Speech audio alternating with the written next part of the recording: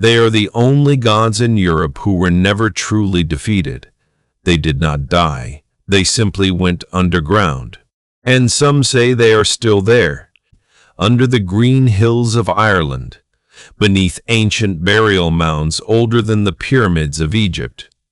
A father god who dragged a club so vast it rode on a wheel, carving a road behind him. One end killed 9 men, the other end raised the dead. A queen who appeared over battlefields as 3 screaming crows, washing the armor of men who did not yet know they were about to die. A woman conjured out of oak blossom and meadowsweet, who betrayed her husband and was turned into an owl. And an entire race of shining beings who lost a war for the world and became the fairies. These are the Celtic gods, the Tuatha Dé Danann of Ireland, and the strange enchanted lords of Wales. But here is what almost no one tells you about them. Not one of these gods was written down by the people who actually worshipped them. The Celts left no scripture. Their priests, the Druids, wrote nothing down at all. It was forbidden. Everything we have was recorded centuries later by Christian monks in cold monasteries, long after the old gods had fallen silent. So what we call Celtic mythology is half memory, half reconstruction. Firelight glimpsed through a very long tunnel of time. That makes it messy. It makes it contradictory. And it makes it one of the most haunting mythologies on earth. By the end of this, you will know every major Celtic god and, just as importantly, which parts we truly know and which parts we are only guessing. So let us begin where the Irish begin. Not with creation. The Celts never really told us how the world was made. They begin instead with an invasion, a series of them. Wave after wave of peoples arriving to claim a single green island.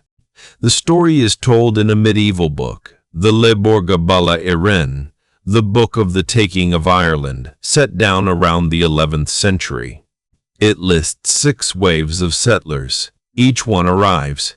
Each is broken by plague or war. Each gives way to the next. We can jump ahead to the 5th wave, because that is the one made of gods.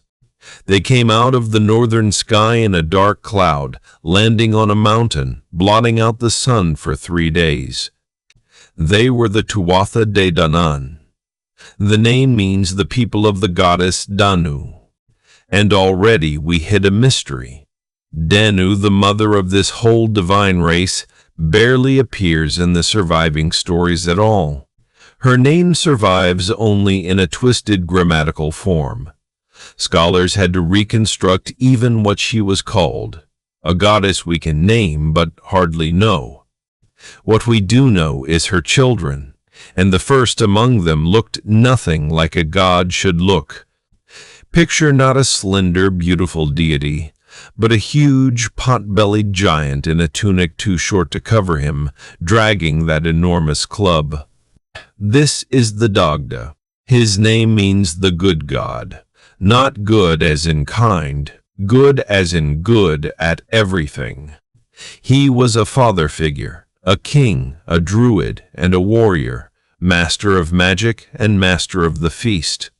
His club could kill 9 men with a single sweep of one end, and with the other end he could touch the slain and call them back to life. He owned a cauldron that never ran empty. No company ever left it unsatisfied. A promise of endless plenty. And he had a living harp of oak. When he called it, it flew to his hands and played the 3 sacred melodies. The music of sorrow that made armies weep. The music of joy that made them laugh. And the music of sleep that laid them in the dark. When the Tuatha Dé landed, Ireland was already held by an earlier people, the Fir Bolg. And so came the first great battle. It was fought on a plain called Mag Tuired. The king of the shining folk led them himself. His name was Nuada. The Tuatha Dé won, But in the fighting, a fur-bold champion sheared Nuada's arm clean from his body. And this mattered far more than the pain. For the Tuatha Dé held an unbreakable law. No blemished man could be king. A king had to be whole perfect in body, because he was the living health of the land itself. A maimed king meant a maimed country. So Nuada, the victor, was forced to give up his throne, and that opened a door for disaster. In his place they crowned Bres. Beautiful beyond words, his very name meant beauty, but Bres was half Fomorian. The Fomorians were the enemy. Monstrous sea raiders, powers of blight and chaos, everything wild that fought against order in the harvest. And Bres ruled like one of them. He taxed the gods, worked them like servants, and starved his guests. A king without generosity. In a culture built on the sacred duty of hospitality, a stingy king was the worst kind of curse. The Tuatha Dé turned against him. Meanwhile, the healer god went to work on Nuada. His name was Dian Cecht, physician of the gods. He crafted the king a new arm of pure silver that moved like a living limb. From then on he was Nuada of the silver hand. But Dian Cecht's son, Miach, was greater still. He took off the silver arm and grew Nuada's own arm back in its place, flesh and bone. The father's jealousy was monstrous. Dian Cecht struck his own son dead, and from Miach's grave rose every healing herb in the world. Now whole again, Nuada took back his throne, but the Fomorian threat still loomed, and he knew he was not the one to break it. Then a stranger came to the gates of Tara, the royal seat, and asked to be let in. The gatekeeper said no one entered without a skill the court did not already have. "I am a carpenter," said the stranger. "We have one. A smith, we have one. A warrior, a poet, a harper, a healer, a sorcerer, we have each of them already." "But do you," the stranger asked, "have one single man who is all of these at once?" And they did not. So they let him in. His name was Lugh, and they called him Samiel Danach, the master of all arts.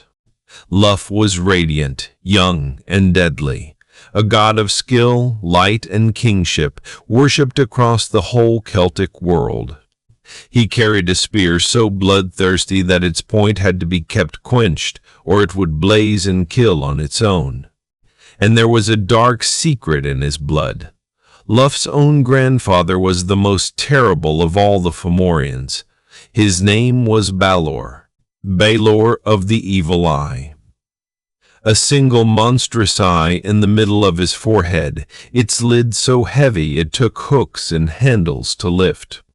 When it opened, its gaze was death. Whole armies withered before it. Nothing living could stand against that stare. A prophecy had warned Balor he would be killed by his own grandson, so he locked his only daughter away, that she might never bear a child. It did not work. She bore a son in secret, and that son was Lugh. The prophecy was already in motion. So came the second battle of Mag Tuired, the shining gods against the monstrous Fomorians for the fate of Ireland itself. Balor opened his terrible eye. Its gaze fell upon Nuada, the silver-handed king, and killed him where he stood. But Lugh was ready. As the vast lid began to rise again, he cast a stone from his sling with impossible force. It struck the eye and drove it clean through the back of Balor's skull, so that the death gaze now fell on the Fomorians massed behind him. The giant collapsed. The prophecy was fulfilled, and the Tuatha Dé Danann had won Ireland for good. And over that battlefield moved a figure we have not yet named, a goddess of war, fate, and death, the Morrigan. Her name is read as the Great Queen, or the Phantom Queen, and she was rarely just one. She often came as three, herself joined with the war goddesses Badbeb and Maka, a trinity of battle spoken of together as the Morrigan. She did not fight with a sword. She decided who would die, then flew above the slaughter as a crow to claim them.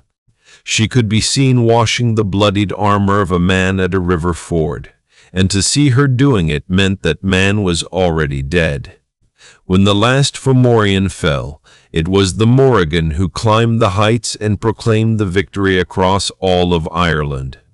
And then she prophesied the end, a dark age to come, when the world would decay and every good thing be overturned. The Celts saw far. But not all the gods were battle and blood. The Dagda had a daughter beloved above almost any other. Her name was Brigid, goddess of poetry, of healing, and of the forge. Fire in three forms: inspiration, the healing hearth, and the flame that shapes iron. She was so widely loved that when Ireland turned Christian, she did not vanish. She quietly became a saint. Saint Brigid of Kildare carries the goddess's fire, her feast day, her sacred eternal flame, a pagan deity who walked straight into the new faith. And that is a clue to how all of this survived at all. The monks did not simply erase the old gods, they folded them in. Another of the great gods was Ogma, a champion and a strong man, but famous for something stranger: words. He was said to have invented Ogma, the earliest Irish writing, a code of notches carved along the edges of standing stones, a god who bound strength and eloquence together, because to the Celts the poet's word could wound as deeply as any blade.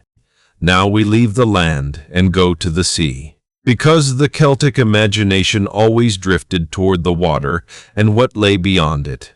There ruled Manannan MacLear, Manannan, son of the sea, god of the ocean, and gatekeeper of the otherworld. He rode a chariot over the waves, as though they were a flowering plain. To him, the open sea was solid ground. He owned a boat that needed no oar and no sail, called the Wave Sweeper. It went wherever its master's will directed. He had a horse that ran on water, a sword no armor could turn, and a cloak of mist he shook out to hide his realm from mortal eyes. For Manannan was lord of the otherworld, and to understand the Celts you have to understand this place above all. It went by many names: Tir na Nug, the land of the young; Mag Mel, the plain of delight; Imanobloch, the Isle of Apples. A realm of endless youth and beauty. No sickness, no hunger, no age, no death. Feasting and music that never end. It lay out past the western horizon, across the sea, or just on the far side of a sudden mist, always closer than you would think. And time ran wrong there. A visitor might stay one single night, return home, and find 100 years had passed, and everyone they loved long dead. One more of the great Irish gods, and this one belongs to love. Angus, the ever-young, another son of the Dagda. His mother was Boann, goddess of the river Boyne, and his very birth was a secret affair the Dagda tried to hide. To conceal it, the Dagda is said to have halted the sun in the sky, so that 9 months of pregnancy passed in what seemed a single day. Angus grew into a god of youth and love. 4 bright birds were said to circle his head, the kisses that had turned into songbirds.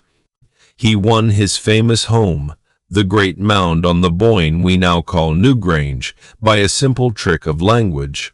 He asked to stay there for a day and a night, but in the old tongue that phrase also meant day and night, all of time, and so it was his forever. His most beautiful tale is a dream. Night after night, a girl appeared to him, and he fell hopelessly in love with someone who did not seem to exist. He searched for a full year, wasting away with longing, At last she was found, a maiden who lived every other year in the form of a swan. So to be with her, Angus became a swan himself. Together they flew away, singing music so sweet it put all who heard it to sleep for 3 days. But the age of the shining gods was not endless, for the 6th and final wave was already crossing the sea. The Milesians, the sons of Meal, and these were not gods and not monsters, they were mortals, the ancestors of the Irish people themselves. The Tuatha Dé fought them, and lost. In the end a bargain was struck to divide the one island between two peoples. The mortals would take everything above the ground, and the gods would take everything below it. So the Tuatha Dé Danann went down into the hollow hills, the ancient burial mounds, the Sidhe, and they closed the doors behind them. They did not die, they faded, shrinking in the imagination from towering gods into the Aus Sea, the people of the mounds. The fairy folk, the good neighbors, the shining ones under the hill. Every Irish fairy is the memory of a god who once ruled the land. Now crossed the water to Wales. Because the Celts were never one single people, and their gods split into two great families of story. The Welsh myths survive in a collection called the Mabinogi, its 4 branches copied into medieval books, the White Book and the Red Book. And here is the crucial difference. The Welsh stories almost never call these figures gods at all. They appear as kings, queens, and magicians, enchanted nobles in a half-remembered Britain. The divinity has been sanded away, but it still glows underneath. The first branch opens with a hunt, and a lord who meets the king of the Welsh otherworld, a realm they called Onwen. That king was Oran, and he and the mortal lord Pwyll agreed to an extraordinary thing, to trade places for a full year. Pwyll took Oran's very face and ruled the otherworld in his place, to slay a rival king that Oran himself could not defeat. He did it, and honorably left Oran's wife untouched all that year. For that faithfulness, the two realms became lasting friends. Then, on a magic mound, Pwyll saw a woman ride slowly past on a shining white horse. He sent his fastest riders after her. But however hard they galloped, she stayed ahead at a gentle walk, always the same distance away, and was never caught. Only when Pwyll himself called out and simply asked her to stop, did she halt. This was Rhiannon, and she had chosen him from the very start. Behind her, scholars glimpse an older goddess, a horse deity, a queen of the land's own sovereignty. In the Mabinogi, she is simply a wronged and radiant woman.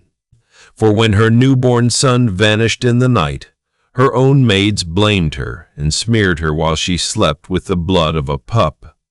Falsely accused of killing her own child, Rhiannon was made to sit at the gate for years and carry visitors inside on her back, like a horse. The horse shape clings to her even in her punishment, the last long shadow of the goddess she once must have been. The second branch turns tragic. Branwen, a princess of Britain, is married to the King of Ireland, and they're cruelly abused. Her brother, the giant King Bran the Blessed, wades across the sea to save her, and a terrible war destroys almost everyone on both sides. Mortally wounded, Bran orders his own head struck off, and the severed head keeps talking, feasting with his men for 80 years before it is finally buried. Among the few survivors is Morrigan, son of Lugh, and that name should sound familiar. Morrigan of Wales and Manannan MacLear of Ireland share the same root, two branches of one older sea deity, grown apart over the centuries. The fourth branch is the strangest of all. It turns on math, a magician king who could only live while his feet rested in a maiden's lap, and on his nephew Gwydion, a trickster and a sorcerer whose endless schemes drive the whole tale forward. Gwydion's sister bore a son she despised and laid 3 cruel curses on him: no name, no weapons, and no wife of any human race. By trickery, Gwydion won the boy his name, Lugh of the skillful hand, and his weapons. But that 3rd curse still remained. So the magicians did the impossible. They took the flowers of the oak, the broom, and the meadowsweet, and conjured a woman out of them. Her name was Blodeuwedd, the flower face, a wife with no ancestors and no soul of her own, made to order for a man she had never chosen. And she did not love him. She fell for another, and together they plotted Lugh's death by the one strange, impossible method that could kill him. The blow came. But Lugh did not die. He burst into the air as an eagle, and Gwydion hunted him down and healed him whole again. The punishment for Blodeuwedd was to become what she truly was. Not woman, not flower, but a creature shunned by all other birds. An owl. Look closely, and the 2 mythologies begin to rhyme. Lugh of Wales is Lugh of Ireland, both bright, skillful, long-handed young gods. Nuada of the Silver Hand has a Welsh twin in Nud, or Lud of the Silver Hand, the same god, split apart by the sea.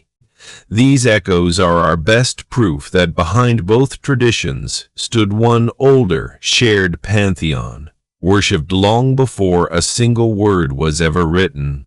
And that brings us back to the hardest truth about the Celtic gods. We are always looking at them through glass. No hymn survives from a druid's mouth. No temple inscription lists their ranks. The people who truly believed left us silence. What we have was written by Christian monks centuries after belief had died, men preserving and quietly reshaping the tales of gods they no longer served. So some of what you have heard is old bedrock, and some is medieval reconstruction and guesswork, and scholars reaching back for a lost name like Danu. But that is exactly what makes them linger. The Celtic gods were never conquered and never fully explained. They only went under the hill. The Dagda with his cauldron, Lugh of the long arm, the Morrigan on her black wings, Brigid's fire, and the shining ones still waiting in the dark below the green. That was every major Celtic god. If this journey stirred something in you, stay with us. There are whole worlds of mythology still to walk.